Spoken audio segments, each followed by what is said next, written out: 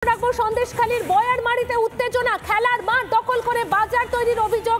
আমরা চলে যাব আমাদের প্রতিনিধি বিশাখার কাছে, সরাসরি বিশাখা সেখানে রয়েছে। বিশাখা, খেলার মাঠ দখল করে বাজার তৈরির অভিযোগ, ঠিক কি জানাচ্ছেন ওখানকার বাসিন্দারা, আর পরিস্থিতি কেমন বিস্তারিত তোমার কাছ থেকে জানতে চাইবো।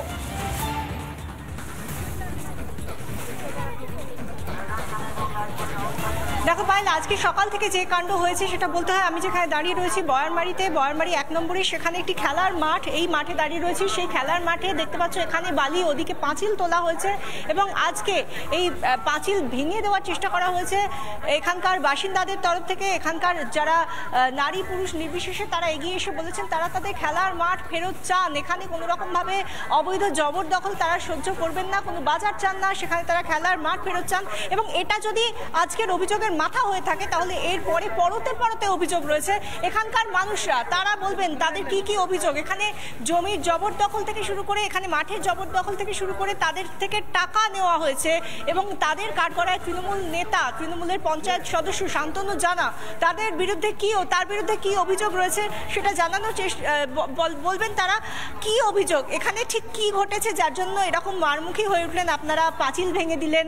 আমরা দেখতে পাচ্ছি একেবারে কয়েক ঘন্টার মধ্যে পুলিশের অভিযোগ কেন্দ্র তৈরি হয়ে গেল, গোটা থানার প্রচুর আধিকারিক আজকে আমরা দেখতে পাচ্ছি। এখানে কি হলো?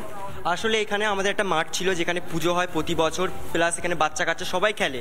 তো সেখানে হঠাৎ করে এখানে দোকান পাশারি বসানোর কথা আছে। সেখানে আমাদের এখানে একটা বাজার আছে, কিন্তু ওনারা জোর জবরদস্তি করে, শান্তনু যারা আর এখানে এমএলএ যারা আছেন তারা টিএমসিরা মিলে পুরো এখানে বাজার করতে চেয়েছে। কিন্তু এখানে আমাদের একটা বাজার আছে, আমরা চাই না, কারণ এই মাঠটায় আমরা ছোটবেলাতে খেলা করি, আরও পাশের গ্রামের লোকজন এসে খেলা হয়, প্রতি বছরে আমরা এখানে পুজো হয়, তো সেই জায়গাটায় আমরা করতে দেব। শান্তনু জানা কে, তার এত ক্ষমতা কোথা থেকে এলো? উনি মেম্বার এখানে তৃণমূলের। কারুর মাথায়, তার মাথার উপর কারুর হাত রয়েছে? শাহজাহান শেখের হাত আছে। শাহজাহান শেখ ঘনিষ্ঠ শান্তনু জানা? খুব। উনি বলেছিলেন যে রয়্যাল বেঙ্গল টাইগার সন্দেশখালী, শান্তনু জানা বলেছিলেন। কাকে? শাহজাহান শেখকে। উনি বলেছিলেন, শান্তনু জানা বলেছিলেন সন্দেশখালীর টাইগার হলো এই শেখ শাহজাহান। আপনারা বলছেন যে আপনাদের টাকা নয় ছয়ের অনেকগুলো অভিযোগ রয়েছে শান্তনু জানার বিরুদ্ধে। কি হয়েছে?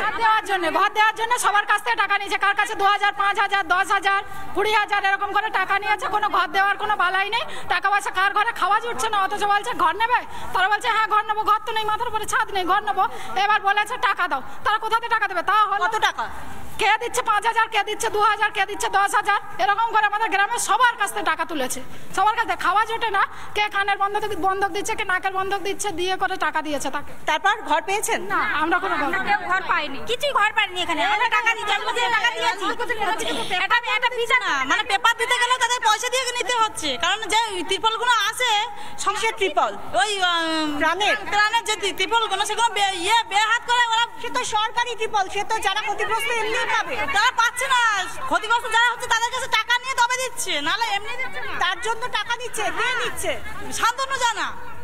এখানে তো আমি একবার বিশ্বরূপকে বলবো, ঠিক এই মাঠটায় আমরা দাঁড়িয়ে রয়েছি, এনারা সবাই অভিযোগ করছেন। আর এইখানটা, এটা সুকুমার মাহাতো, এখানকার সন্দেশখালীর যিনি বিধায়ক, তৃণমূলের বিধায়ক, তার কার্যালয়, এটা এমএলএ কার্যালয়। সেই কার্যালয়ের সামনে দাঁড়িয়ে তারা বলছেন যে তৃণমূলের যিনি একজন নেতা, তার এত ক্ষমতা যে দিনের পর দিন টাকা নিয়েছেন তাদের কাছ থেকে, কিন্তু কোন রকম ভাবে ঘর দেওয়া তো দূরে, শুধুমাত্র টাকাগুলোই নিয়ে গেছে। কিছু পাইনি আমরা গরিব মানুষ, আমরা খেটে খাই, দিন মজুরি আমরা খেটে খাই, সেই পয়সা দিয়ে আমরা হচ্ছে কি দিয়েছি। আপনারা বিধায়ককে কখনো বলেছেন? সব জানে বিধায়ক, উনি জানেন না, সবই জানেন। আপনারা জানেন বিধায়ককে? সুকুমার মাহাতো। সুকুমার মাহাতোর সঙ্গে গিয়ে কথা বলেছেন? ওনার সাথে কি বলবো, উনি তো পার্টি কোনো আমাদের সাথে না হলে তো ওখানে যাবার তো জায়গা নেই আমাদের। এখান থেকে পারমিশন নিয়ে তবে তো ওনাকে, এখান থেকে মানে কার থেকে? শান্তনু জানার কাছ থেকে পারমিশন নিয়ে আমাদের ওখানে দেখা করতে হবে। পুলিশের কাছে বলেছেন আপনারা যে এত টাকার দুর্নীতি হয়েছে, পুলিশ কি করেছে? পুলিশের যাবোটা কি, সেই উপায়টা তো নেই যে আমরা পুলিশের কাছে কমপ্লেনটা জানাবো। আগে শান্তনু যার কাছে যাবো, তারপরে উনি যদি অর্ডার দেন তাহলেই আমরা যেতে পারবো। তার আগে কোনো আমরা নিজের কোনো মত নেই যে আপনি যাবেন, আপনার যে একটা কোনো বিপদ, তার কোনো উপায় নেই। ওনার এরা এসে যদি মেরেও ফেলে, তাছাড়া ওনার অনুমতি ছাড়া আমরা কোথাও যেতে পারবো না।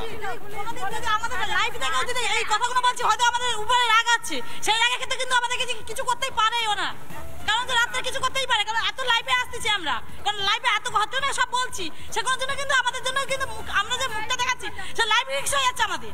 আপনাদের প্রাণ সংশয় রয়েছে, আপনারা মনে করছেন আপনাদের প্রাণ সংশয় রয়েছে? আমরা তো আবার এখন মুখ ঢেকেও কথা বলতে পারবো না। আমরা যদি মুখ ঢেকে কথা বলি তখন তো বলবে আপনারা এখানকার বাসিন্দাই না। আমাদের এখানে ভোটার কার্ড নেই, আই কার্ড নেই, কিছুই নেই। আমরা তো মুখ ঢেকেও কথা বলতে পারবো না। আরো সব জায়গায় যেখানে মুখ ঢেকে কথা বলি। আপনারা বহিরাগত বলবে তো, এটাই তো ওনারা বলবে। আমরা যদি মুখ ঢেকে কথা বলি ওনারা তো এটাই বলবে। আমরা কি বহিরাগত? আমরা মুখ ঢেকে কথা বলবো? আপনারা মুখ ঢাকবেন না, কিন্তু এতদিন ধরে আপনাদের উপর এই যে বলছেন যে এতগুলো করে টাকা চাওয়া হয়েছে, এটা কত বছর ধরে হচ্ছে? 10 বছর এখন ইয়েতে আছে। 2 বছর আগে একবার 5 বছরের ওনার ছিল, সেটা গিয়ে আবার এই হলো।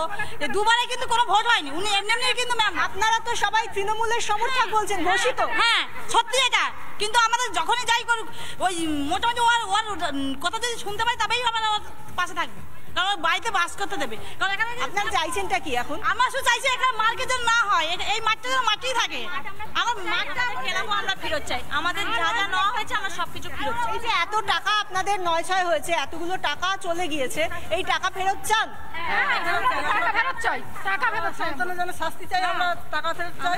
ওনাকে অ্যারেস্ট করেন না, চাই ওনাকে অ্যারেস্ট করতে হবে। শান্তনু জানার মাথা তো আপনারাই বলছেন শেখ শাহজাহান, তাকে তো আজ পর্যন্ত ধরা গেল না। এখনো পর্যন্ত বলা হয়েছিল 7 দিনে ধরা হবে, দুদিন তো এমনি চলে গেল, 5 দিন বাকি। কিছু হবে? ধরতে পারবে পুলিশ? ধরতে পারবে? হ্যাঁ, পুলিশরা যদি ভালো করে যদি চেষ্টা করে তাহলে নিশ্চয়ই পারবে। ওরা তো প্রায় নিচ্ছেন না। হ্যাঁ হচ্ছে ওরা ধরতে, কিন্তু ওরা ধরতে পারছে না। পুলিশ সবই জানে, কিন্তু পুলিশ কিছু বলছে না। পুলিশরা কোনো কাজ করছে না। পাবলিককে ছাড়াতে পারছে না। ছেড়ে দিক না একবার, কিন্তু পাবলিকরা ছাড়বে না তো পাবলিক ছাড়াতে। কারণ পাবলিকরা পুলিশরা তো ওই সাধারণ থেকে বাহন, কারণ তো ওরা সাধারণ থেকে সব জানে, কিন্তু তবু ধরবে না। কারণ ওরা কখনোই ধরবে না, কারণ ওরা ওইবার শুধু ঘুরে বেড়াবে। কারণ ওরা কোথায় আছে সবই জানে। পুলিশ দেখতে পাচ্ছে না চোখে। পুলিশ কোথায় ঘুরে বেড়াচ্ছে? পুলিশের সামনে শাহজাহান শেখ ঘুরে বেড়াচ্ছে, তার সঙ্গে সরবারি এলাকায় ঘুরে বেড়াচ্ছে, তাকে দেখতে পাচ্ছে না চোখে।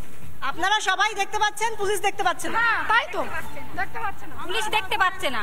মানে আমরা সাধারণ মানুষ দেখতে পাচ্ছে, কিন্তু অথচ কিন্তু কিছু দেখতে পাবে না।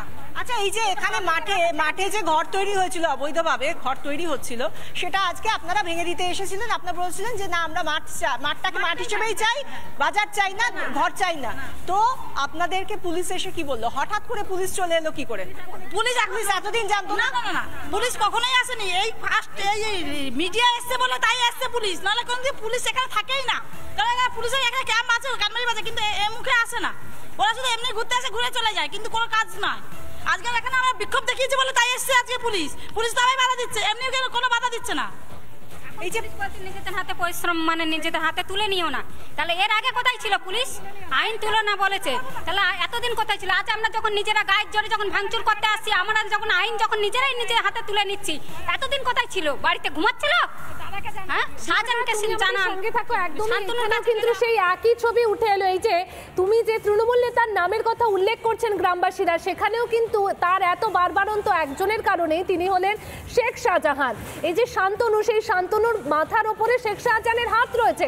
সেই কারণেই কিন্তু একটার পর একটা অভিযোগ গ্রামবাসীদের, যে দিনের পর দিন তাদের কাছ থেকে জমি কেড়ে নেওয়া হয়েছে, দিনের পর দিন তাদের নামে যে সমস্ত টাকা জব হোল্ডার হিসেবে এসছে সেই সমস্ত টাকা তুলে নেওয়া হয়েছে। অর্থাৎ সন্দেশখালীর বয়রামারিতে যে উত্তেজনা রয়েছে, খেলার মাঠ দখল, সেই খেলার মাঠ দখল করে রীতিমতন বাজার তৈরি করার অভিযোগ। আর তুমি যে ছবিটা তুলে ধরলে, সামনেই তৃণমূল বিধায়কের বাড়ি রয়েছে, তারপরেও কিন্তু কোনো রকম টনক নড়েনি তার, যে খেলার মাঠ দখল করে কিভাবে বাজার হচ্ছে। নির্মীয়মান সেই বাজার হয়তো সেই ক্ষোভেই, সেই রাগেই ভেঙে দিলেন স্থানীয় বাসিন্দারা।